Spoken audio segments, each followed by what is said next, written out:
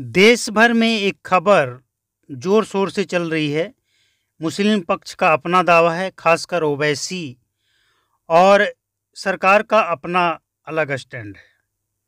और जो मुस्लिम नेता हैं वो लोग इस बिल को लेकर क्या क्या बातें कर रहे हैं, किसकी बात में कितनी सच्चाई है, और इसका सबसे बड़ा प्रभाव, सबसे बड़ा असर बिहार में जो पड़ा है, ये सुनकर आप चौंक जाएंगे।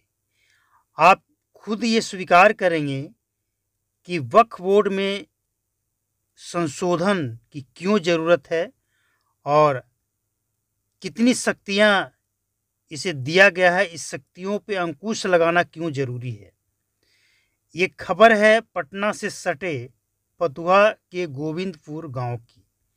यहाँ लगभग 95% हिंदू रहते हैं। और हैरान करने वाली बात यह है कि सुन्नी वक्फ बोर्ड की तरफ से लगातार यहाँ रहने वाले लोगों को नोटिस दिया जा रहा है, जो अपना मकान बनाकर पिछले कई वर्षों से रह रहे हैं। जैसा कि हमने आपको बताया कि 95% लोग यहाँ हिंदू परिवार हैं और उनकी ज़मीन पर वक्फ बोर्ड ने दावा ठोक दिया है। भेजे गए नोटिस में कहा गया है कि यह ज़मीन वक्फ बोर्ड की है और आप लोग 30 दिनों के अंदर खाली करें। जो लोग घर बनाकर रह रहे हैं उनको वक्फ बोर्ड ने अपना बोर्ड भी लगा दिया है और पीड़ित लोग अधिकारियों का चक्कर लगा रहे हैं, लेकिन कोई राहत नहीं मिली। इसके बाद लोगों ने पटना हाई कोर्ट का दरवाज़ा खटखटाया। पटना हाई कोर्ट ने इस केस को सुनने के लिए हामी भरा और वक्फ बोर्ड के पास एक भी सबूत कोर्ट में नहीं पेश किया गया, बस दावे। और कोर्ट में जब सबूत नहीं पेश किया गया, जैसे आपका ज़मीन है, आप किसी ज़मीन को दावा करते हैं कि ये मेरा ज़मीन है, तो आपको कोई सबूत तो दिखाना पड़ेगा ना कि ये ज़मीन आपका है।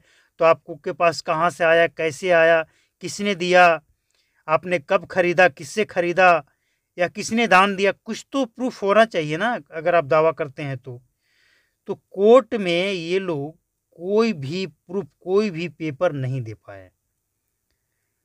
कल अगर इसी तरह से चलता रहा तो कल कुछ और भी हो सकता है। लोगों का मानना नहीं है, उनके पास प्रूफ है, सबूत है। और वो 1908 में जब सर्वे हुआ था तब से वो रहते हैं, पुश्तैनी खतियानी ज़मीन है उनका, वो पेपर दिखा रहे हैं, जबकि वक्फ बोर्ड के पास कोई पेपर नहीं है। लेकिन इसके बावजूद वक्फ बोर्ड का दावा है कि ये ज़मीन वक्फ बोर्ड का है और आप लोग इसको खाली कर दीजिए। और हैरानी की बात यह है कि जो नोटिस दिया गया वक्फ बोर्ड की तरफ से, वो उर्दू में लिखा हुआ कागज़ का टुकड़ा है, जिसमें क्या लिखा है किसी को पता नहीं चल रहा है। लोग उर्दू जानते नहीं हैं। वो उनसे कहा गया, वक्फ बोर्ड वालों से कहा गया कि आप इसको हिंदी में ट्रांसलेट करके दीजिए, तो नहीं, हम यही देंगे और 30 दिनों के अंदर आप इसको खाली कीजिए।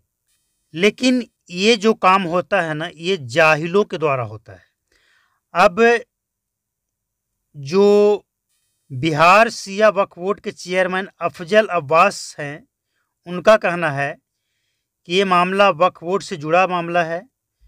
जो भी कदम उठाना होगा वो वक्फ बोर्ड के कहने से ही उठाया जाएगा। लेकिन वो इतना आश्वासन दिए हैं कि लोगों को डरने की ज़रूरत नहीं है। हम वक्फ बोर्ड किसी की ज़मीन संपत्ति जबरन कब्जा नहीं करते हैं और अगर किसी के साथ ऐसा हुआ है तो हम अन्याय नहीं होने देंगे। ये एक राहत की बात उन्होंने कही है।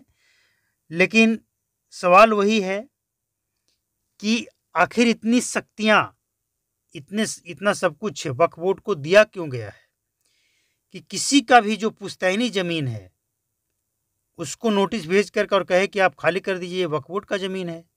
इसका क्या मतलब है? वैसे पटना हाई कोर्ट से इन लोगों को राहत मिली है जब ये अपना पेपर दिखाए, जबकि वक्फ बोर्ड के पास कोई पेपर नहीं है।